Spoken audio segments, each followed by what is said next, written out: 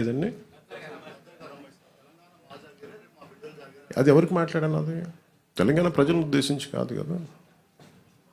తెలంగాణ 100% భూమిపుత్రులు జాగిరే కదా. దాన్ని ఎవడు కాదన్నారు. నేను అది కాదన్నా, నన్ను అడుగు పెట్టనివ్వనన్నారు. తెలంగాణ భారతదేశంలో అంతర్భాగం కదా. నువ్వు రాకూడదు, ఇక్కడ హాస్పిటల్ ఆపరేషన్ చేయించుకుంటూ ఒక్కళ్ళు మాట్లాడచ్చు, 10 మంది మాట్లాడచ్చు. కానీ గద్దర్ గారు ఎప్పుడు ఇలా మాట్లాడలేదు. మా అజయ్ కుమార్ గద్దర్ గారి శిష్యులే కదా. ఆయన ఉస్మానియాలో చదువుకున్న వ్యక్తే కదా. రాడికల్ మూమెంట్స్లో తిరిగిన వ్యక్తే కదా ఆయన. ఇది మేబీ వాళ్ళు ఏదైనా చూడకుండా ఏదైనా పొరపాటు అని ఉన్నారు. నాకు వాళ్ళు బాగా తెలుసు కదా, వాళ్ళ కుటుంబం కూడా. అది సరిగ్గా అర్థం చేసుకుని లేకుండా మాట్లాడుండొచ్చు, అంతకుమించి ఇంకేమన్నా. వాళ్ళంటే నాకు అందరికి చాలా ఇష్టం. నాకు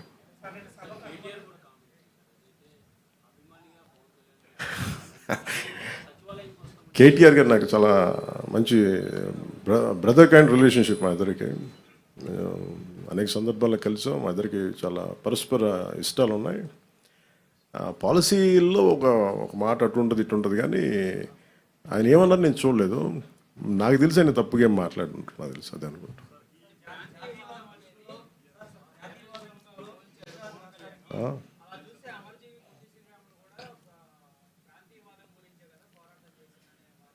అంటే మనం ప్రత్యేక రాష్ట్రం కోరుకోవటం వేరు, ప్రత్యేక రాష్ట్రం కోరుకోవటం వేరు. ఇప్పుడు అమర్జీ పొట్టి శ్రీరాములు గారు ప్రత్యేక రాష్ట్రం కోరుకున్నారు. తెలుగు ప్రజలు కావచ్చు, ఆంధ్ర ప్రాంత ప్రజలు కావచ్చు. దాన్ని ఆయన త్యాగం చేశారు అంతే. ఆయన కూర్చోబెట్టి గొడవ పెట్టలేదు. తెలుగు వాళ్ళందరికీ రాష్ట్రం కావాలని కోరుకోవటం వేరు, కానీ ఎక్కడ మిగతా వాళ్ళు రాకూడదు, అసలు అలాంటి దూషణ ఎక్కడ చేయలేదు. ఇది నేను అంటుంది ఏంటంటే, ఇట్స్ నాట్ అబౌట్ ఒక తెలంగాణ గురించో ఒక ఆంధ్ర గురించో కాదు.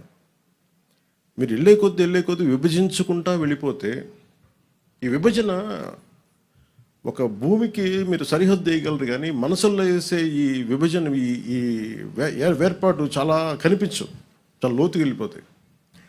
భవిష్యత్తులో మనం అద్భుతమైన అభివృద్ధి ఇవ్వలేకపోవచ్చు, కానీ కనీసం మన కనీస ధర్మం ద్వేషం ఇవ్వైతే ఇవ్వకూడదు కదా సమాజానికి. అంతకుమించి తప్ప.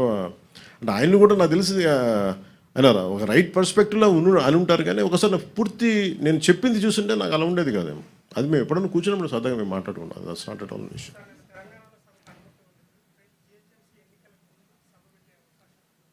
ఎంతకాలం ఆపుతారు సార్ ఎక్కడైనా సరే?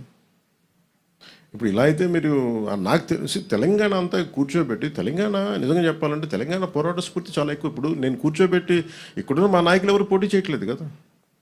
ఇక్కడున్న ఆంధ్ర నాయకులు ఎవరు ఎక్కడ వెళ్ళట్లేదు. అక్కడ కూర్చున్నది పూర్తి తెలంగాణ బోర్న్ అండ్ బ్రాట్. అది పూర్తి నేలబిడ్డలు, అక్కడ భూమిపుత్రులు. వాళ్ళు పోటీ చేస్తారంటే ఆపేది ఎవరండి? వాళ్ళు సభ పెట్టుకుంటారంటే ఆపేది ఎవరు? ఎంతకాలం ఆపగలరు? ఇజ్ ఇట్ యాంటీ కాన్స్టిట్యూషనల్ కదా. ఈవెన్ తెలంగాణ పోలీసు కూడా అదే చెప్తారు కదా, ఒకరోజు ఆపగలరు, 2 రోజులు ఆపగలరు. కానీ అన్న తెలుసు ఎక్కడ ఆప్ చేయలేరు, జరగదు కూడా. అది ఉన్న ఏదో ఒక మేబీ ఆ సందర్భం నాకు తెలిసి ఒక్కళ్ళు కూర్చొని చేసింది కాదు, ఏదో అది చిలికి గాలి వల్ల అయిందనుకుంటున్నాను. అంతకుమించి నేను నిజంగా చెప్పాలంటే, నేను అడిగారు మన ఛానల్లో కూడా, మన కొంతమంది జర్నలిస్ట్ సోదరులు కూడా అడిగారు, ఏదైనా కాన్స్పిరసీ ఉంటుందండి. ఏముంటుంది కాన్స్పిరసీ? ఏదో ఒకళ్ళు కూర్చోటి మాట్లాడి కాకపోతే దేనికి తక్కువ అంటుకుంటుందంటే, మన దేశంలో బతకడం మన హక్కు కదా. మన హక్కుని ఇప్పుడు నేను కూర్చోబెట్టి ఈరోజు ఆర్టికల్ 370 రద్దంటే, నువ్వు కూర్చోబెట్టి కాశ్మీరీ పండితులు మీరు ఇక్కడి నుంచి వెళ్ళిపోండి అంటే, అవన్నీ ఎటు తిరిగినాయి, ఎటు వచ్చినాయి? అలాంటి కొద్దిమంది మాట్లాడటం దేశానికి శ్రేయస్కరం కాదు. నాకేదో జరుగుద్దని కాదు, నాకేం జరుగుద్ది? నాకు దాని గురించి అసలు ఇబ్బంది లేదు. ద్వేషం, ఒక విద్వేషాలకి ద్వేషాలకే ఒక ముగింపు పలకాలనే కదండి. విద్యార్థులు ఏం ద్వేషం ఉంటుంది, యువతులు ఏం ద్వేషం ఉంటుంది. ఇప్పుడు ఇందాక కలిసినప్పుడు వాళ్ళు కూర్చోబెట్టి ఇద్దరు భార్యాభర్తలు, ఇద్దరు, ఒకళ్ళు నల్గొండ నుంచి, ఇంకొకళ్ళు ఇక్కడే మన గుంటూరు నుంచి. బాంధవ్యాలు ఉంటాయి, వ్యాపారాలు. నేను అది కూడా చెప్పాను. ఆంధ్రాకి వచ్చి ఎంతమంది 2014 నుంచి 24 దాకా, ఇప్పుడు నాకు తెలియదు కానీ నా కాంట్రాక్ట్స్ నేను చూడను, కానీ 14 నుంచి 24 దాకా ఎంతమంది తెలంగాణ కాంట్రాక్టర్స్ ఇక్కడ కాంట్రాక్టులు తీసుకున్నారు? అలాగే తెలంగాణలో ఎంతమంది ఆంధ్ర కాంట్రాక్టర్స్ అక్కడ కాంట్రాక్టులు చేశారు? నేనేమంటున్నానంటే, ఇవన్నీ మీరు జరుగుతున్నప్పుడు ప్రజల మధ్య ద్వేషం దేనికని? అవి తీసుకురాకుండా అంత ఒక కైండ్ ఆఫ్ రిక్వెస్ట్ అది సార్. నాకు నిజంగా తెలియదు సార్. ప్రాబ్లం నేను నిజంగా చెప్తాను కదా, నాకు మా వాళ్ళు పోరు పెట్టి తెలియను సార్. నేను మా వాళ్ళు 12 సంవత్సరాల నుంచి అడుగుతున్నారు. నాకు తెలుసు వెళ్తే ఏదో ఒకటి అంటారు, మళ్ళీ నాకు ఎందుకులే అని చెప్పి నాకు 12 సంవత్సరాలు వెయిట్ చేసిన తర్వాత పుష్కర్ కాలం తర్వాత అంత ద్వేషం ఉండదని అనుకున్నాను. మా వాళ్ళని అడిగితే ప్రేమగా వెళ్ళాను. దానికి నాకు నిజంగా సభకి అనుమతి ఇచ్చుంటే చాలా ఈజీగా చిన్నగా అయిపోయేదేమో, నాకు అదే అనిపిస్తుంది.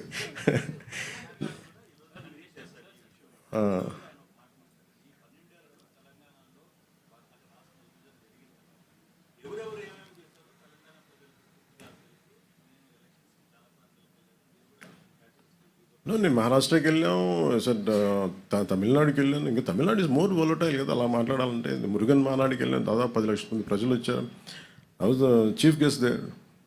అక్కడ కూడా ఒక పర్మిషన్ ఇవ్వలేదని కోర్టుకి వెళ్ళి తెచ్చుకున్నా. అసలు రూలింగ్ గవర్నమెంట్ ఎప్పుడు కొంచెం పెడద్దు. నాకు ఇక్కడ కాంగ్రెస్ గవర్నమెంట్ పని కట్టుకొని చేసిందా అని నేను అనుకోవట్లేదు. రేవంత్ రెడ్డి గారికి కూడా నాకు అవసరం నాకు తెలుస్తుంది, ఆయన బిహేవ్ జరిగిందని కూడా నేను అనుకోవట్లేదు. అది కూడా మీకు చెప్తున్నాను కదా. కాదు ఇక్కడ ఏముందంటే Congress as a party, Indian National Congress, ఇప్పుడు ఉదాహరణకి మీరు ఇప్పటంలో ఆ రోజు మనోహర్ సార్ కూడా ఉన్నారు అనుకుంటాను. కాంగ్రెస్ మన గాంధీ గారి విగ్రహాలని, నెహ్రూ గారి విగ్రహాలని, ఇందిరాగాంధీ గారి విగ్రహాలని బస్సులను కూల్చేశారు. కాంగ్రెస్ నుంచి వచ్చిన నాయకులే. అది వైసీపీ రూల్లో. వాళ్ళ సొంత కాంగ్రెస్ నుంచి వచ్చిన వైసీపీ నాయకులు తనయులు స్టార్ట్ చేసిన పార్టీ కూల్చేసింది కాంగ్రెస్ దిమ్మల్ని. వాళ్ళు మాతృ సంస్థ నుంచి వచ్చి అలాంటి దానికోసం మేము కదా కూర్చోబెట్టి మాట్లాడి హైలైట్ చేసింది ఆ రోజున. సో మాకు కాంగ్రెస్ ప్రాబ్లం ఏమొచ్చిందంటే they have become too convenient. Especially Indian National Congress ఢిల్లీలో కూర్చున్న either it could be mister Rahul Gandhi or mister Kharge గారు కావచ్చు, ఆర్ మిస్ ప్రియాంక గాంధీ గారు కావచ్చు. I think they should, when they were running a national party, I hope they look at how their leaders are performing in each and every state. When you want to have a national integrity, when you can go to Wayanad and you can compete, you can contest. But here, in a neighboring state, where I have a home, that was my home, Hyderabad was my home, is my home. Maybe politically I'm not there, but Hyderabad is my home. I have a party, recognized political party. I have a right to assemble, I have a right to address a meeting. And suddenly, how could they deny permission? It's not something they had done, but as a policy, if Mr. Rahul Gandhi ji has to speak